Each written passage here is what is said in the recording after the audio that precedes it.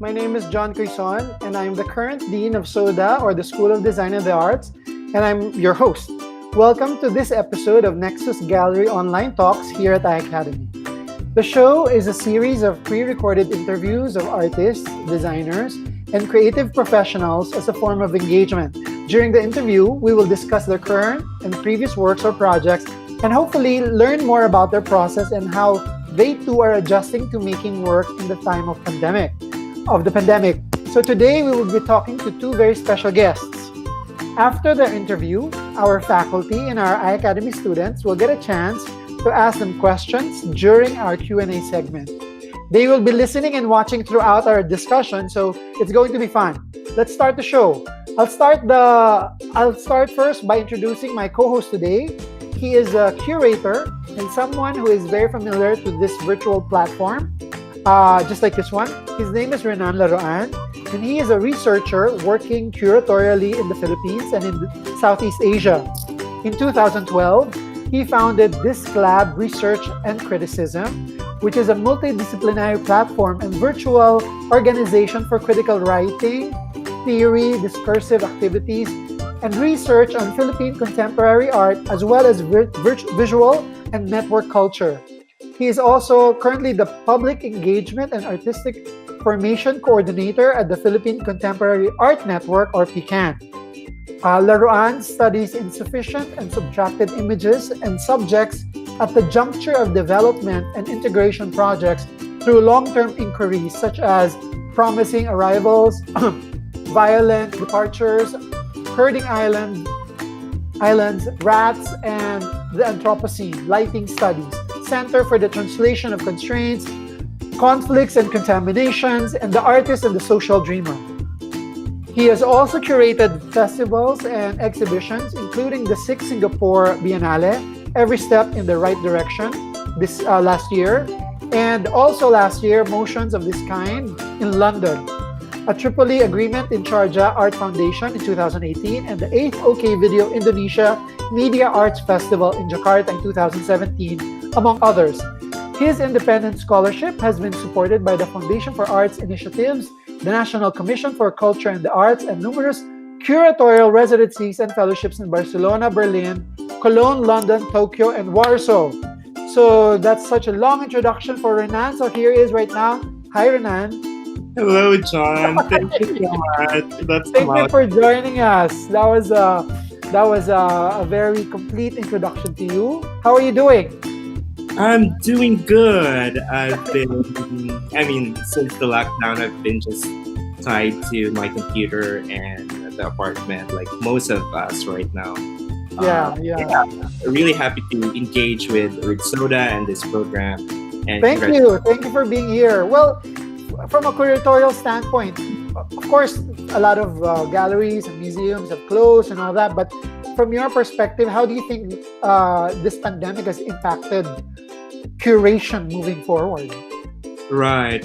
So it's a huge problem, really, because like curating, as in exhibition making, public programs, are very much tied to the liveness of the space and people. So it's The social physical space, yeah. physical space, exactly. So definitely social distancing is our enemy right now.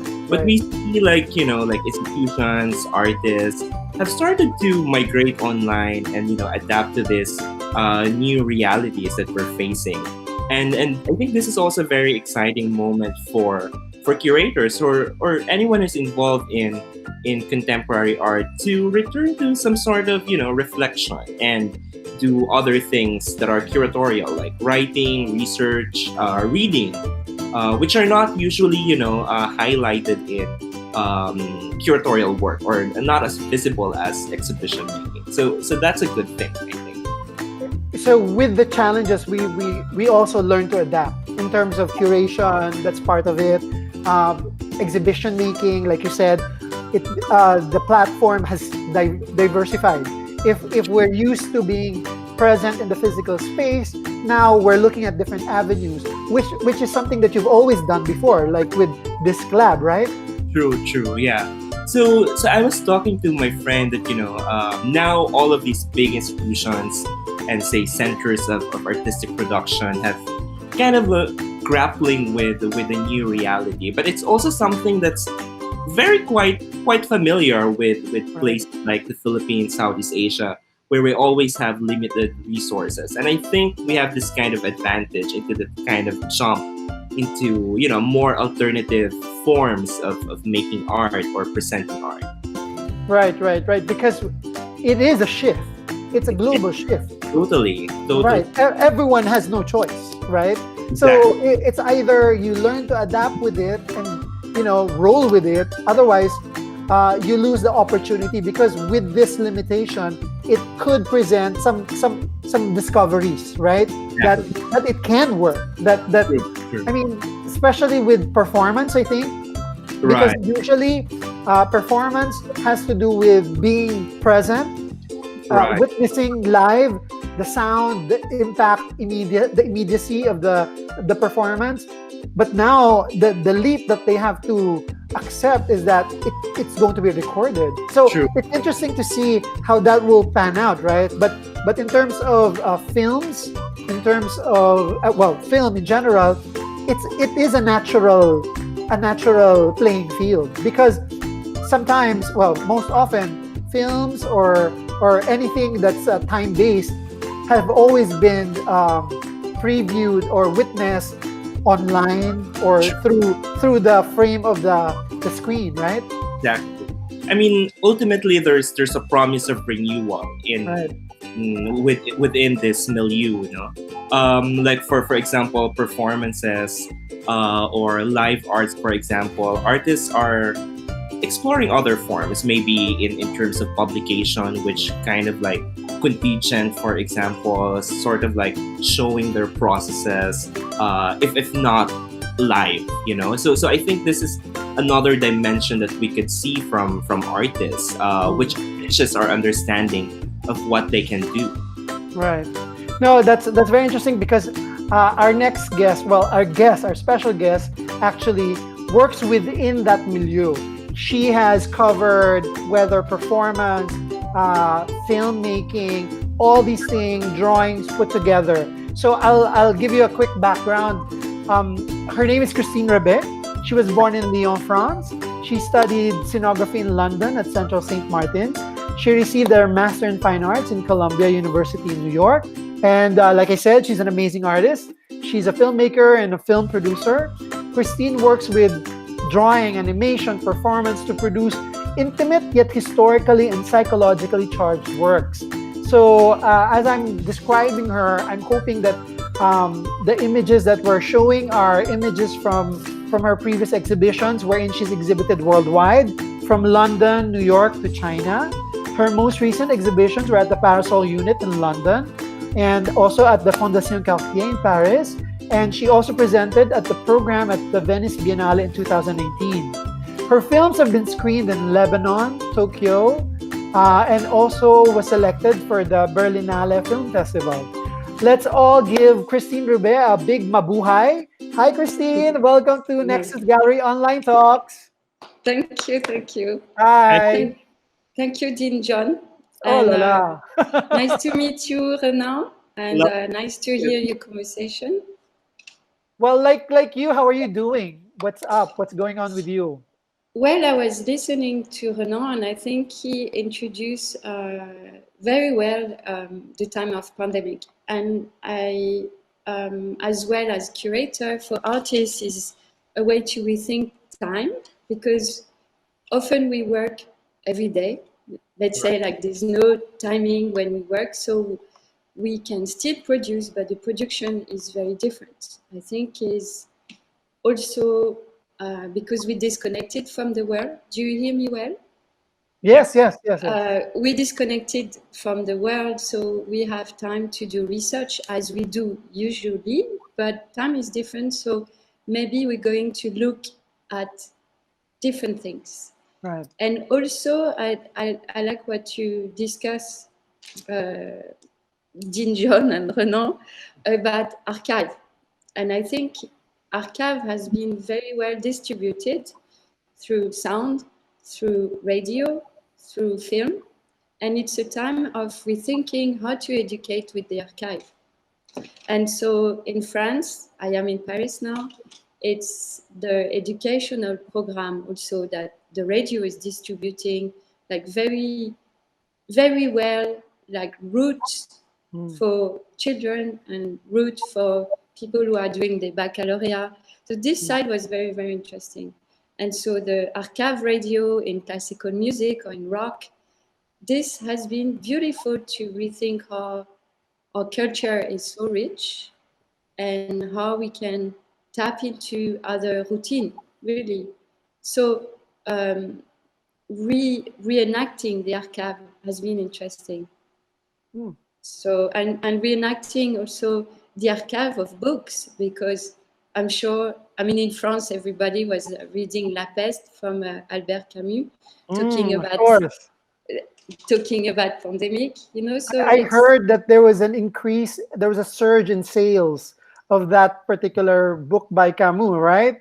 Because the yes, plague, right? So yeah, that's very familiar. And the same for Netflix for the movie. What was that movie that was famous for the the, pandemic. I don't but yes. remember. Yes.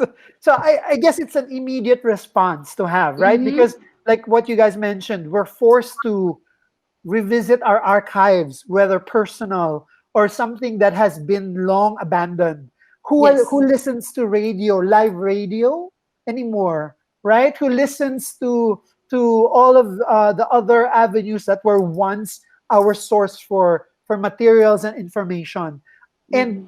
what happened was that we're all going through a collective moment, a collective, I wouldn't say trauma, but this is creating a collective memory of sorts for everyone who was forced to be in their own space and having to grapple with how to, like you said, deal with time.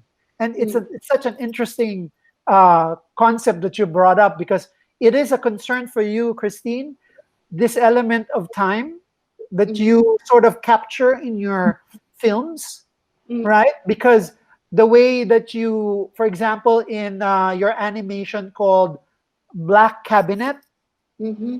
um, I guess I wanted to find out your process some more, how you sort of attempt to yield or wield time through imagery and through signifiers so that you're able to present it in such a way that's still familiar. Does that make Mm-hmm. sense? Yes, I think I have learned a lot from time from theater. So because theater, you can enter, an entrance can be one day and an exit could be another day. Or an entrance can be 5 minutes and another exit could be 2 minutes. So I did like the fact that time is it's collapsing in an invented time, in a theatrical time. And I've been using this in film, like the black box of theater, but you look at it from above. And I used it also from, like, especially in Black Cabinet, it's an aristocrat team that is waiting for the next century. So let's say the end of 19th century, and they're waiting endlessly. So you have real time, but they invite two medium and they invite a ghost or a spectre. So this is, in the film, it's used as time is a screen, but Mm. actually time is another time. So the theater had made me using time playfully. And so also now we are using screen for time too. You know, you're in a Mm. different zone than I am. Yeah, So yeah. this has been going through theater has been very helpful for me to introduce time in a different tempo, in different screen, in different episode of centuries. I don't know. It's and reversing future and past and present. And this is also exposes your process, Christine, in terms of accessibility, no? I mean, and also what you mentioned about theater. I mean, the long history of theater regarding accessibility. Perhaps in relation to what John asked about your process, could you speak more about accessibility? And because, as you mentioned, 19th century is an inspiration for the Black Cabinet. and you made it very Mm-hmm. accessible for us, for any viewer. So there's that kind of universalist impulse, and I think that accessibility is important in making. Perhaps you could elaborate on that. Sure.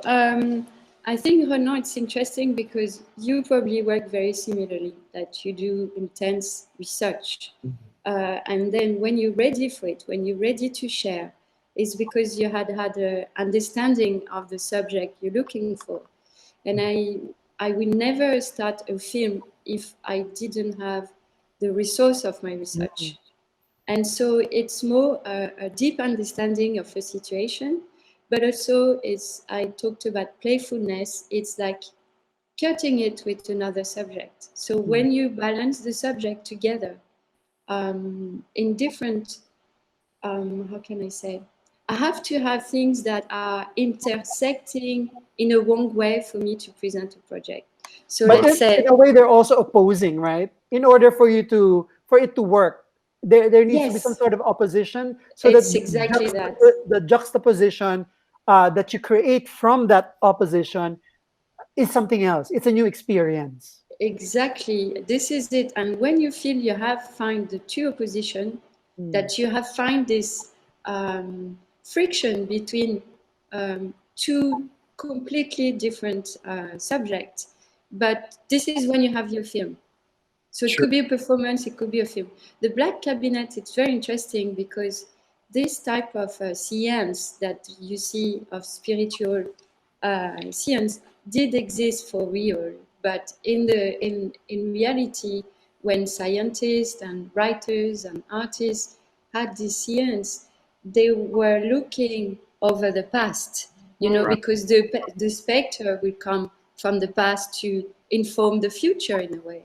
Sure. And I use a time that is like the beginning of Nazism, the beginning of fascism, the Right. entrance of fascism in 20th century in Europe. And Ju- fascism, Sorry to uh, cut you, please. Christine. I guess I just wanted to give a context to those who are listening. Mhm. We're talking about the Black Cabinet. It's a Mhm. film that features a group of aristocrats conjuring spirits during a séance, one bearing an uncanny resemblance to Mussolini, which ties up to what you're talking about, fascism. Exactly. And the work is inspired by the heyday of spiritualism in late 19th century Europe, or the turn of the century, when mediums introduced oil spirit paintings to summon the dead and bring messages from beyond. So Mhm. that's the basic concept of the film. And if you allow me, I'd like to play the film a little bit so that Mhm. everyone who's here could see it again. And then Christine will get back to we'll pick up from where we left off regarding fascism. Yeah? Is that Okay. good? Okay. Yes, it's So give me a perfect. few minutes. Let me just set it up. Okay, I will show you the film. Black. Okay, attends. We Am I talk in French presenting? with. Oh, sorry. Voila. Can you see it? You're presenting right now. Can you see it? Not yet, but yes, I see an image. Yeah, it's working, Sean. All right. So this is Christine Rebet's work from 2007, The Black Cabinet.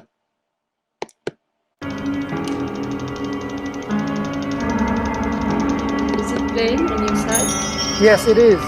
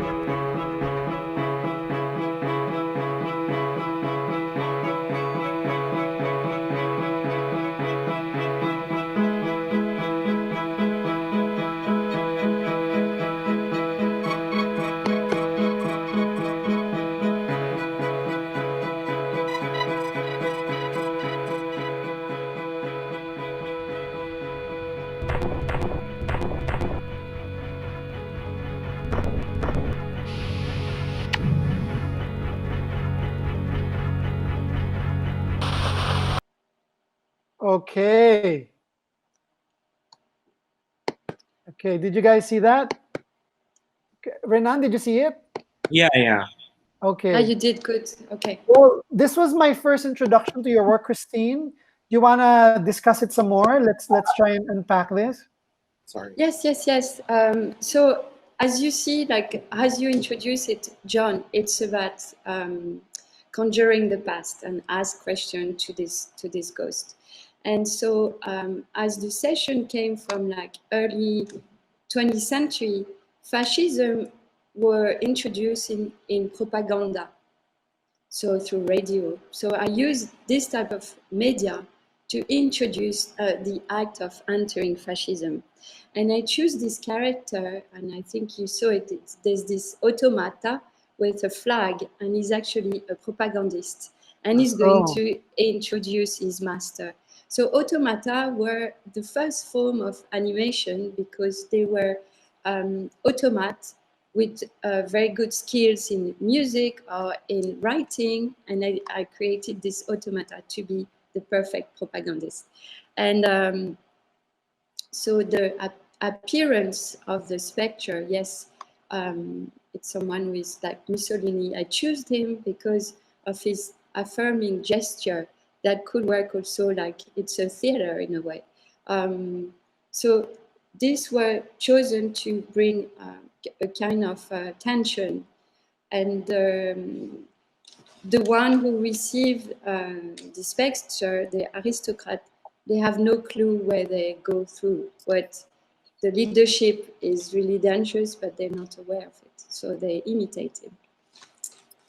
And we are back to that. When it was exhibited again at Parasol Unit, I realized that we were in a very similar situation, even in 21st century.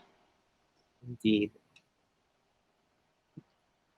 Renan, do you want to add something to that video? Any observations? I think what's interesting about Christine's practice is that, as she was telling about time, this kind of migration of time and the kind of ability for us to access different time periods and different kind of issues at the time.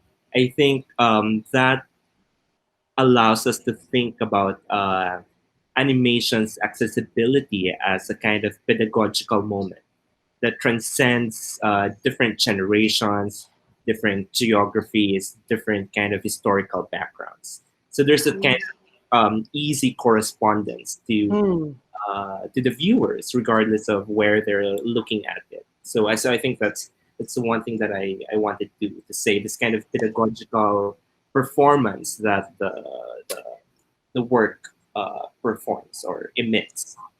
No, that's totally true. In fact, as I was rewatching it again, there was no question in my mind that I know this form. It's like there was not even a doubt that I understood the medium of animation, Christine. Wow, It's like I believe it, I accept it immediately, and that's something that's to me is special regarding this medium that almost never thought of before, because it's something, being a painter, being familiar with actual objects and space, because I work, and that to me is what I'm interested in terms of your work, because you use scenography in such in a different way, the way that I would, because my work deals with actual space, right? And yet we also flatten time, we collapse time, putting in different elements of different generations through objects. But the same with you as well. Looking at you now, you have a chandelier behind you, kind of like the one in the animation. When you presented that animation, you put a chandelier and then two chairs and then the area rug, evoking this turn of the century atmosphere as you're watching a very familiar image, moving image. And I couldn't help but notice the sound helping add to that kind of atmosphere, and even that gray sound at the end, which I totally missed before. It's it's kind of like a pretext to to television or radio. Remember that gray towards the end? It is this. It's exactly this Right. because Yeah, it's and the. I never noticed it before because it was always just, you're distracted Mm, happily by the automat, playing. You keep waiting for something to happen or appear because you've placed the viewer in such a position where we're complicit. Because if you watch the video on the lower level, uh, if you watch the person in the lower level, it's like you're in the table, yeah. So exactly. the Mm, viewer is complicit. The viewer is mm, involved. You're part of the round table mm. during the seance. No? Yes. And the same, we are naive, because somehow we let our dictator opposing, I think we let our dictator be. And this is what we still do. There's many layers of how you introduce the work, which is true. The viewer is swallowed or is taken within it's part of the setting. And even century after, we are still part of it. These things of sound, the sound remind you of the radio, but also of television in the future. And there's even a sentence that says we are on air. So we're ready to record. So the time of performances also with the automata that comes from 18th century.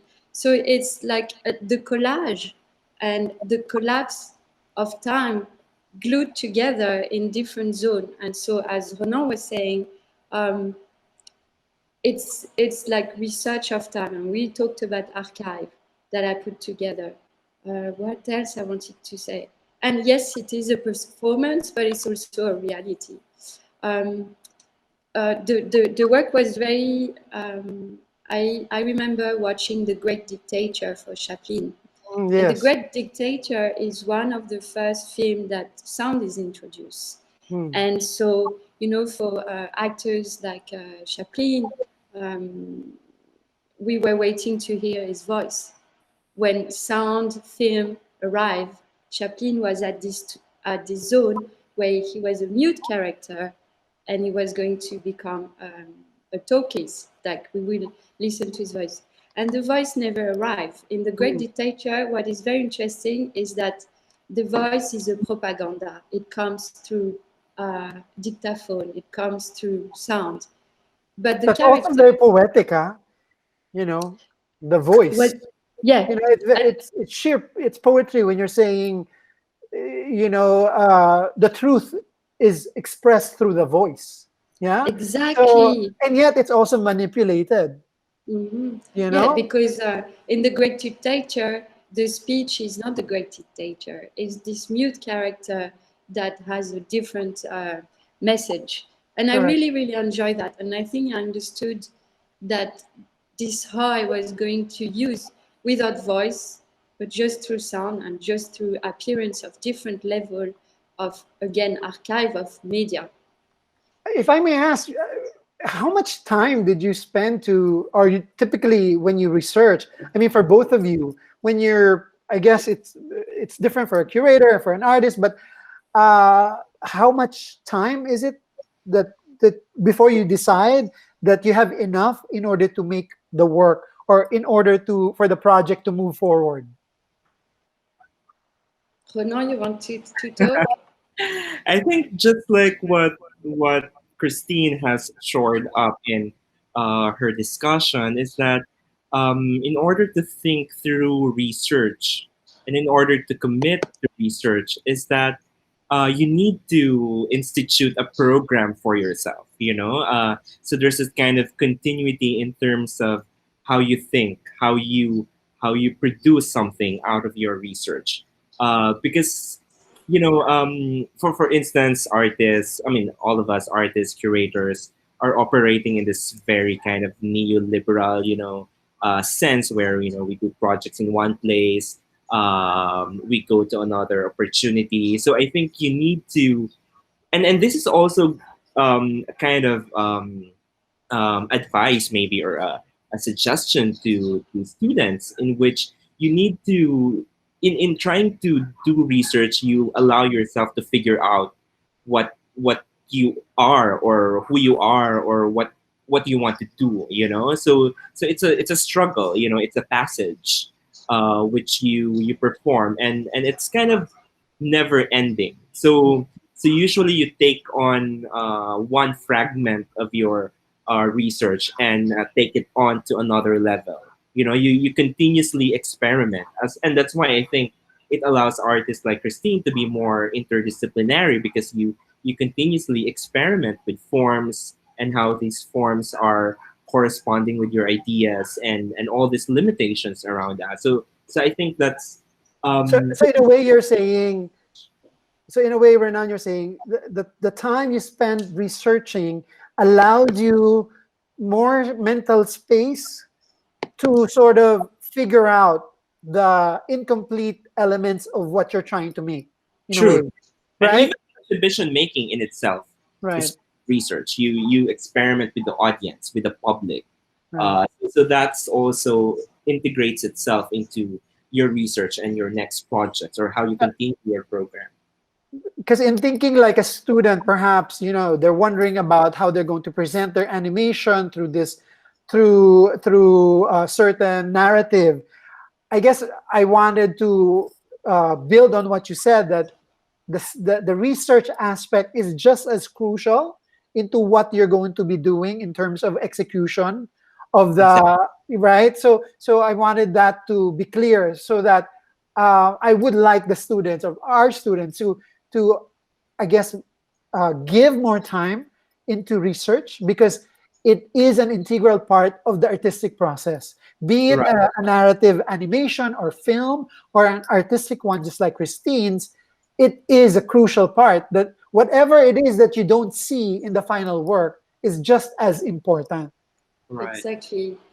And it's so strange to listen to you, Renan, because it's exactly what artists would work on, like if research is an important time, because it's like you time your life, your private life, also around your artistic life, but it's like a passage, as you said, like a traversée, like a path of things you read, things you watch, things you discover You constantly. experience. You experience, and you experience yourself. And I think it's true. It's like entering in a performance. And because when you start to put things together and to build it, this is when, so maybe I would spend, I don't know, it depends on project, but it could take time to come.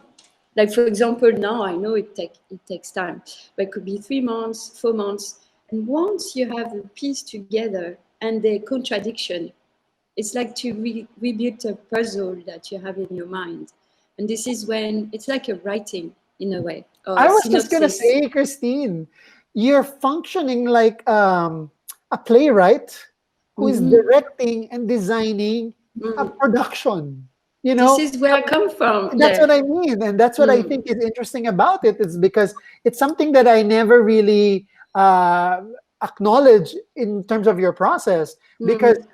I always have to confront with the animated image. And so to me, that's very removed from this process that you're talking about, where there's lived experience, there's a time to note, take them down, and then unpack them and rebuild them in order to create this concept, and then Mm. from there start laying out the characters, if you will, and Mhm. then the It's scenario, exact. It's the this. props, the elements, and it comes through in this kind of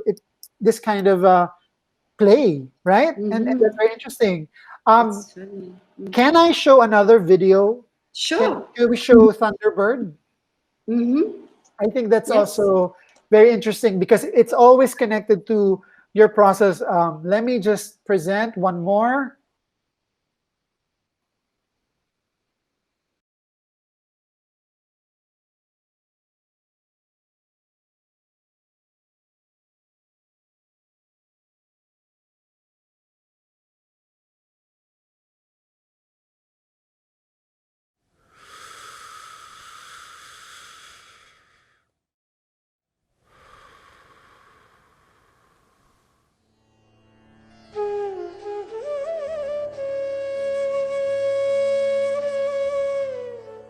have often dreamt of it, to possess the power of caterpillars, to see wings loom up from the worm's body, to fly instead of creeping on the ground, to lean against the air and not on the stone,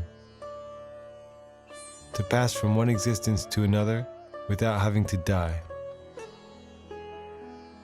and to be born anew and thereby rock the world without touching it. The most dangerous form of magic, the life that is closest to death.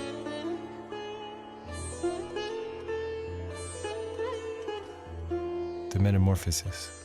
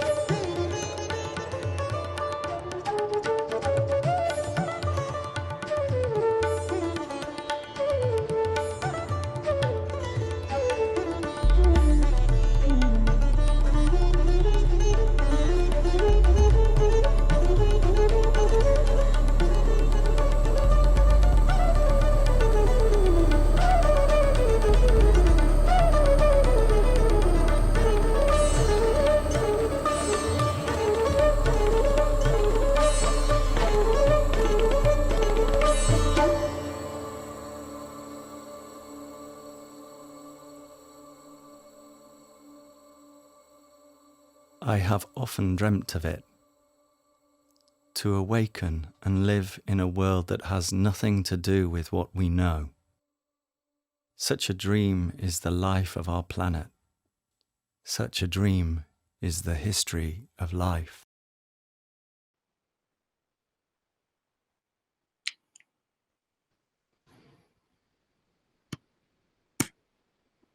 Wonderful. Thank you for Wow, that was amazing.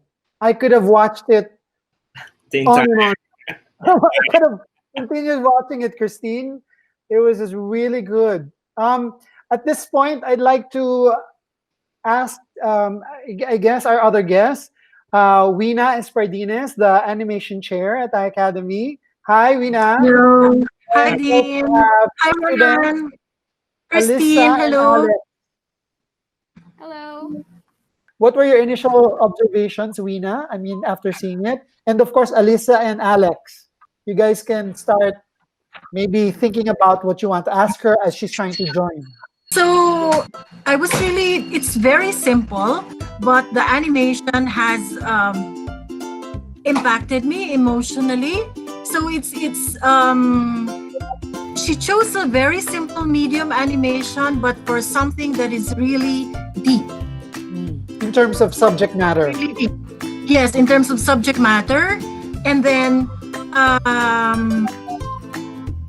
you could easily be fooled that it is, something very playful, childish, simple, but actually it's historical, it's Correct. cultural. Christine, can Yeah, you so- hear us? Yes, that. I do. Oh la la, perfect. No, we were just talking about Thunderbird, how much we loved it. It was very hypnotic. It was very hypnotic. And then Weena was just sharing how it felt like it was deep and yet it was presented in a playful imagery. Can you give us again a background on Thunderbird before Alyssa and Alex joins in the Yes. conversation? I mean, So- it's open now, guys, so start asking Oh, your yeah. questions.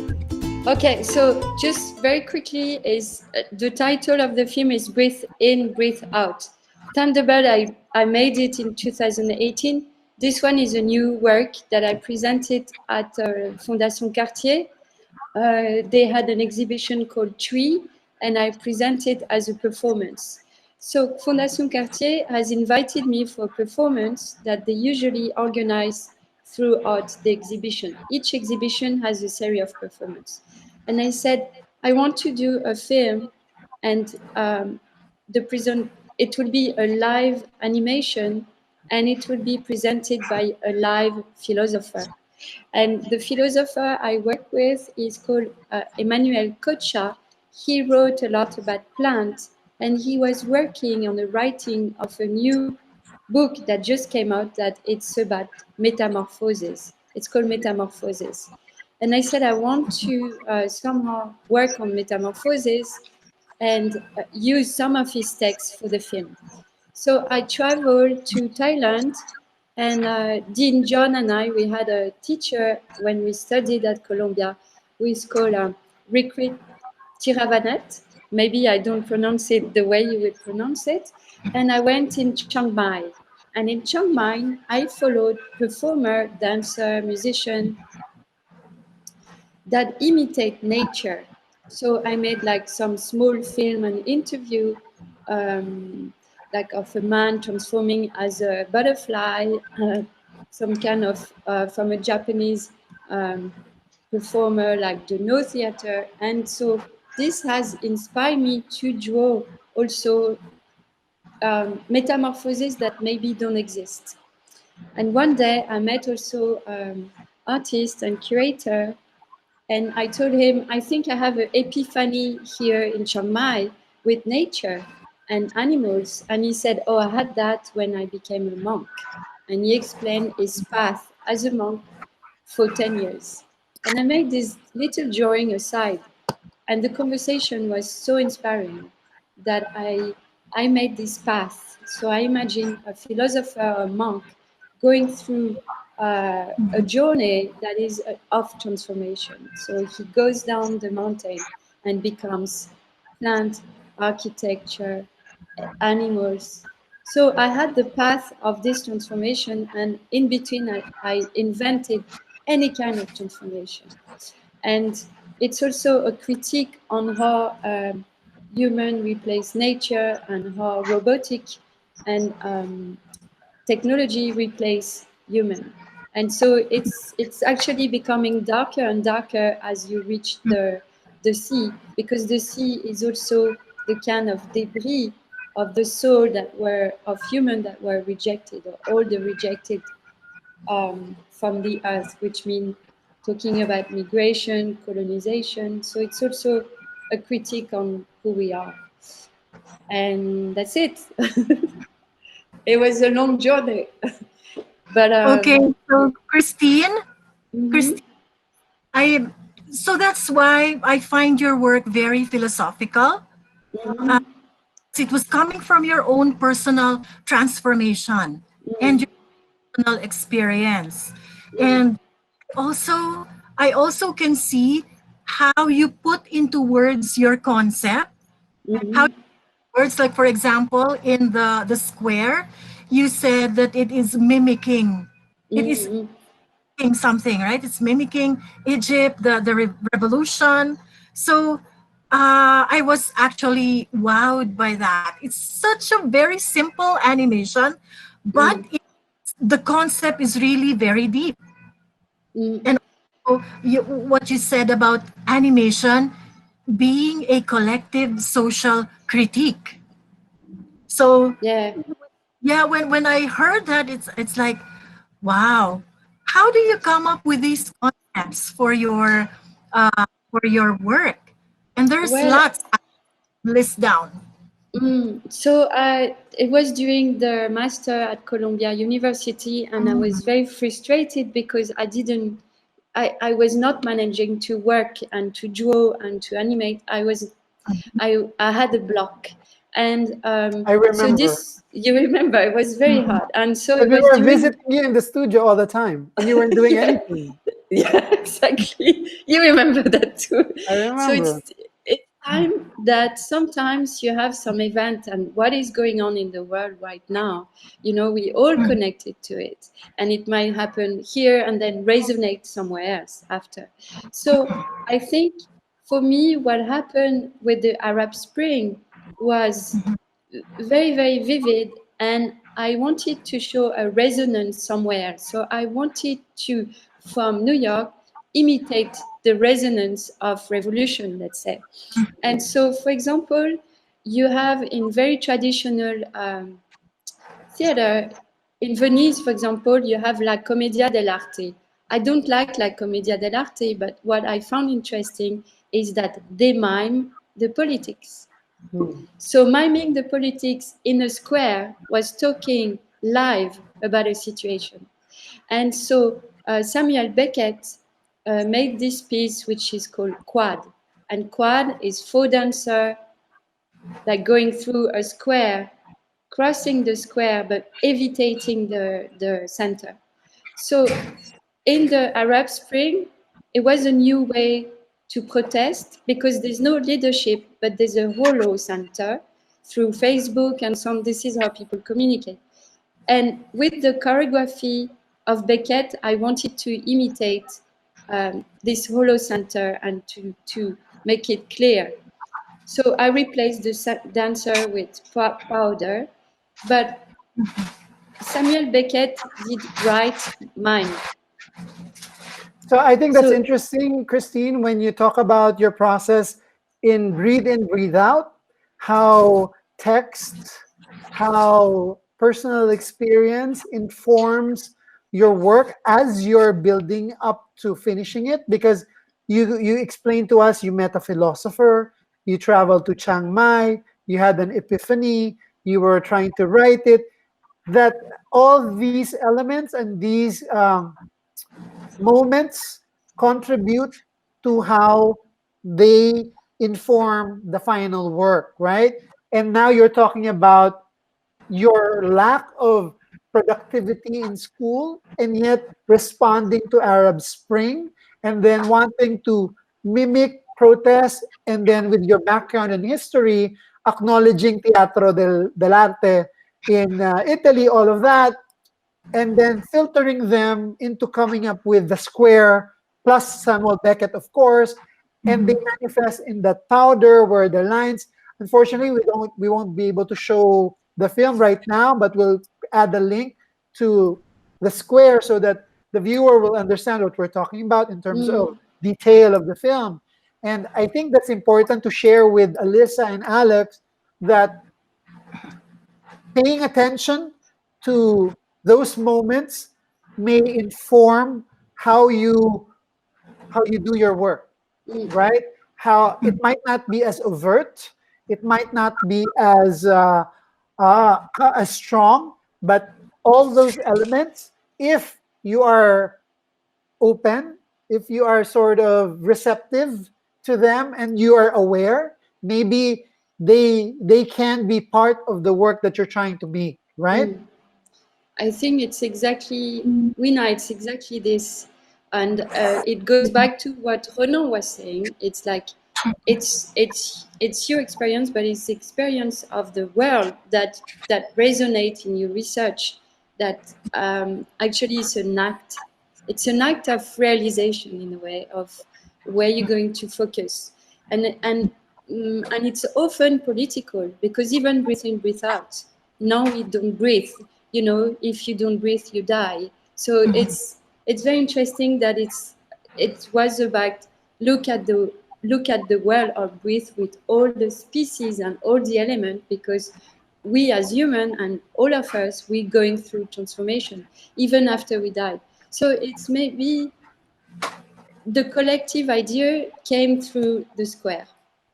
So this is when I understood that I wanted to use animation to perform the collective. It could be political, it could be religious, it could be social.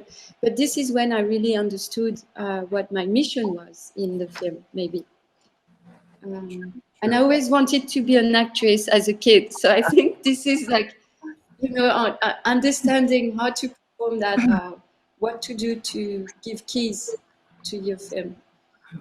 And Renan? yeah, I just wanted to say that, as I was watching all the films that you shared with us, there's that kind of joy, and there's that kind of sensual and childlike feeling that you get. So it's not sensual yet childlike. So there's that kind of same thing.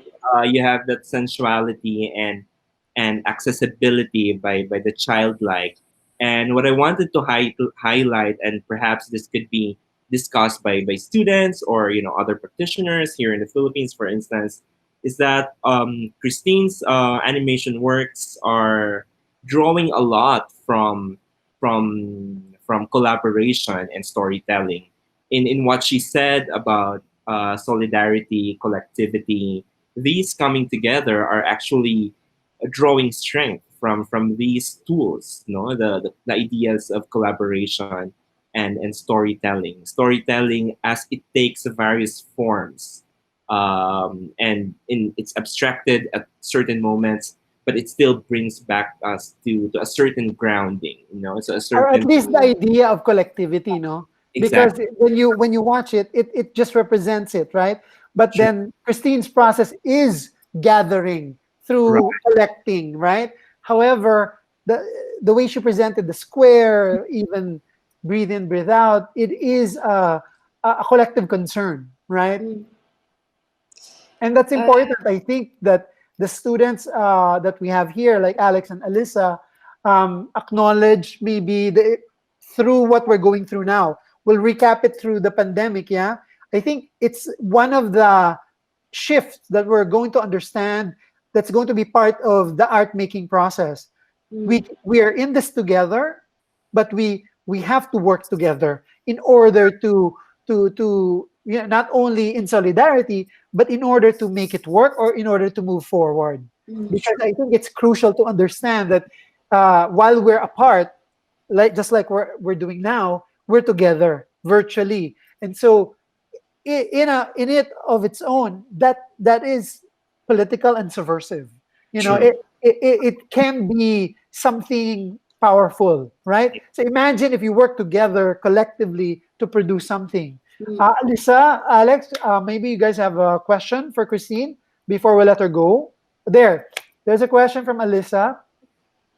Do you have your mic, or do you want me to read it? Okay. The mic, yeah, we all have the Okay. same problem. Christine, her question Yes. is, this is what Alyssa said. She Mhm. absolutely loves the aesthetic and beauty that your films show. The use of traditional medium complements the themes very well in her point of view. But she was wondering about what made you stick to your use of traditional medium rather than using digital animation, perhaps. What was the conscious choice behind that? Thank you very much, Alisa, for your question. Well, it's my hands. You use the hands, and you use the hand in a way that have curve and in a way of have intensity.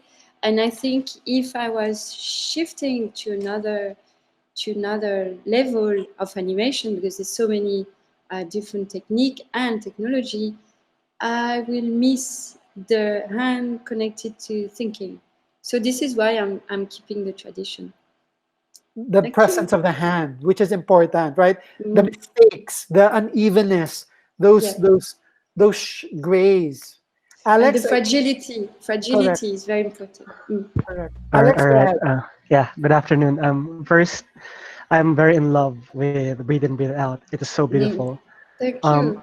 I'm actually more interested in the technical aspect, the how the film was made, and I'm so in awe because even though it's traditional, even if you said that there's like mistakes there and mistakes here, it is so clean. It is so beautiful. It's so beautiful, and uh, I am I really love these types of films, these types of animations, the ones that are very simple. There's not much going on in the screen, and yet everything is so complex and all of the colors. Mm. I just wanted to ask, like, how would you like teach someone who's also interested in going into these types of animation?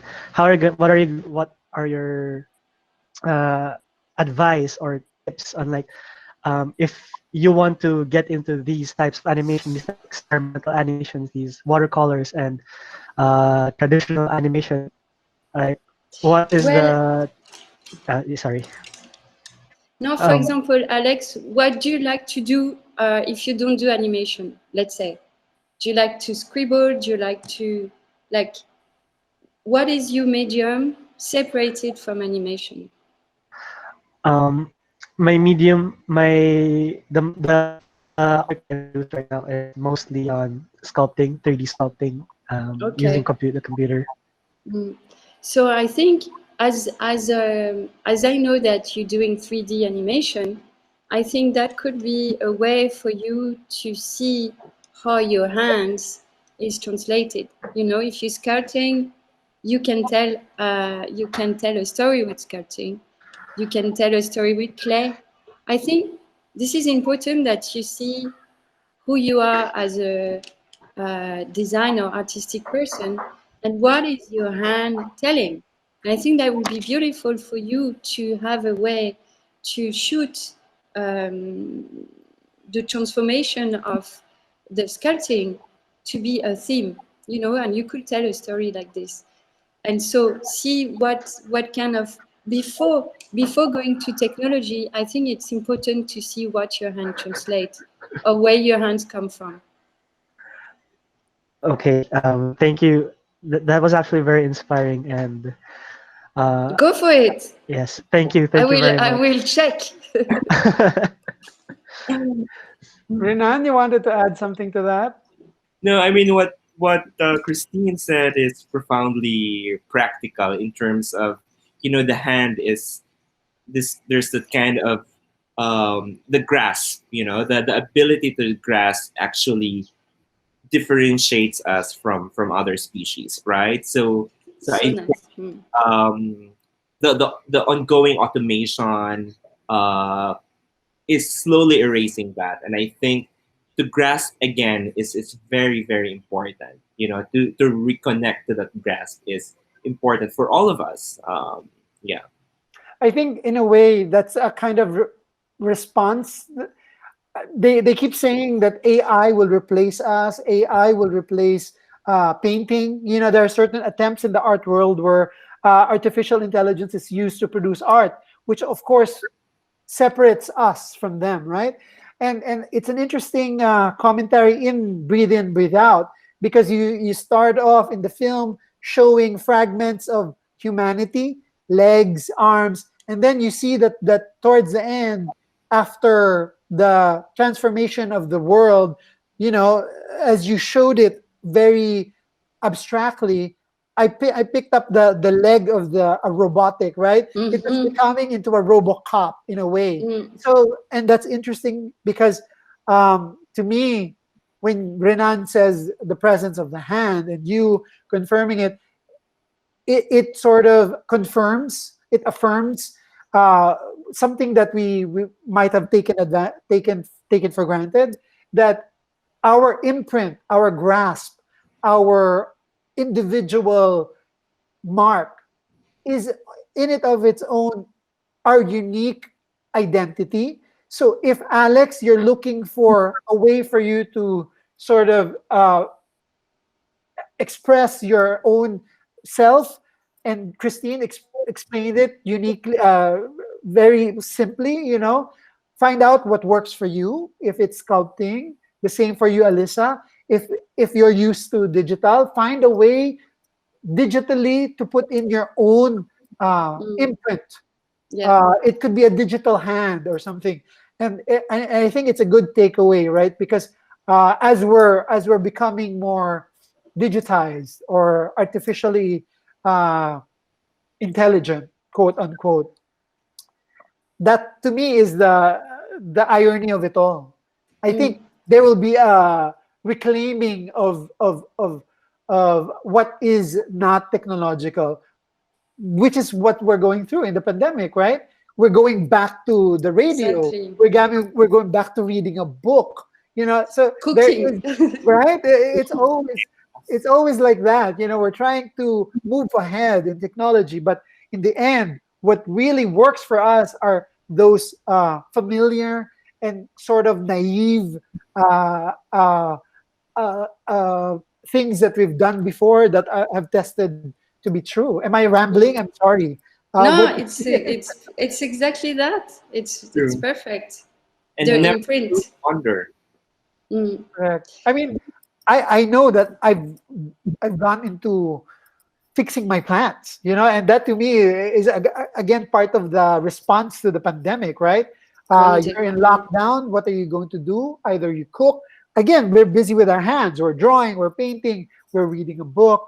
And I think that's a very interesting point to raise now that we're at the end of our discussion. Christine, Renan, is there something that you'd like to share to everyone, maybe Weena and us? Because we've reached that part of the episode. Okay. Just Alisa, Alex, and Rina, because we were talking earlier about animation done by artists. So I think it would be nice to send this list of for you to see. Please, yes, thank you so much. Thank you.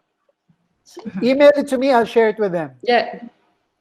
Yes. Rina, last words. Weena, comments, any thoughts? Okay, because in our school at the academy, I teach the traditional arts.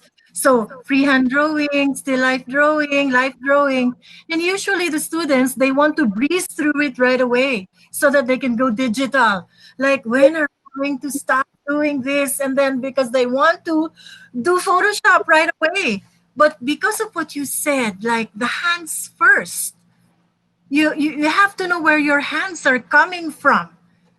Okay, so of that, I'm gonna share that with them so that they have to learn how to draw first before they can, go digital. So I like everything what you're saying. I'm actually taking down notes. I think that's an important takeaway. Christine, thank you for that. I hope that, you know, the pandemic will be over soon so that we could invite you so that you can show us your process in the Well, there was we're hoping maybe that will happen. We don't know. yes. Maybe Yeah. Renan could create an exhibition. Yeah. We don't know. We do have the gallery, but we'll work on that. We never know. It could be a Mhm. possibility. It would be Renan, great. Renan, Yeah. your thoughts? No, just very aspirational for me in terms of Christine's practice. In one of the reviews, she was quoted to say that animation is a perfect medium for critique, right? And Right. and there's that kind of assertion and confidence, and in that what she says as a kind of minor medium.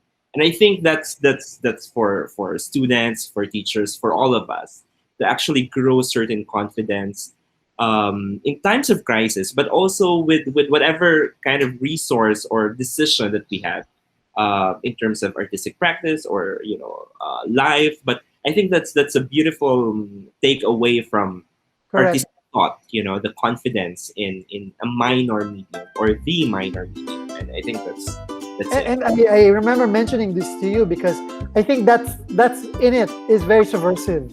Using that becomes very subversive on its own, right? Right. Especially with the subject matter that she tackles, True. and that to me is powerful. Thank you, Christine You Rebet. have been amazing. Thank you so and much Renan for Laruan. inviting Thank you for joining us at Nice to Nexus meet you. Gallery Online Talks. You're amazing. I really wish we had more time to show your videos. I had prepared the Tehran videos that Renan emailed, but You can send the links to the kids. exactly, and it's something for them to research on. I think it will be very helpful. Thank you for your generosity. Thank you. Merci à vous, Christine. Je vous en prie. Let's continue. Yes, keep doing the work. And thank you, Alex, Alyssa, Almir, and Ralph. Thank you again. You've been amazing. Thank you, everybody.